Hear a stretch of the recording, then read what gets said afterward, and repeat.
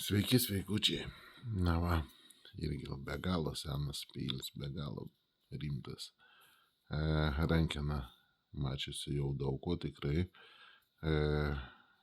Ką manyčiau, rankeną reikėtų šlifuoti, tikrai reiktų šlifuoti, gal truputį kniedeles pakalti taip trupučiuką, kad jos giliau, nes mediena tikrai daug metų mačiusi ir po truputį jau paviršius iš toks pakorėjęs, ne pakorėjęs, kaip pasakius, nušlifavęs per daug tarpai, šlifavę, reiktų bendrai šlifuoti čia rankiniu būdu geriausiai ir nereikės pasimušti ir sik rankomis.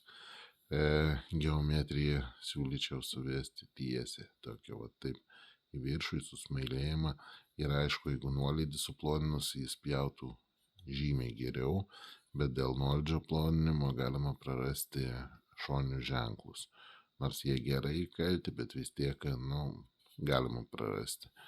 Tai kam svarbu ženklai, galima ir neploninti nuolydžio, galima tik tai švelniai praeiti šonus. Ir aišku, čia greičiausiai mėlynas Saugamis super plienas bus pasižiūrėjus.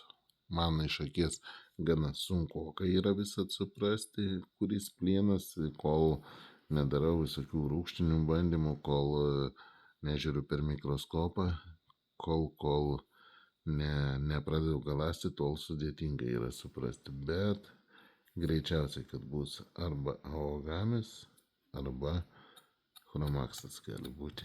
Tai žodžiu, rimtas. Matosi ašmenukai lūžinėja, trupėja kažkiek nuo laiko, nuo darbo, bet neatbukę.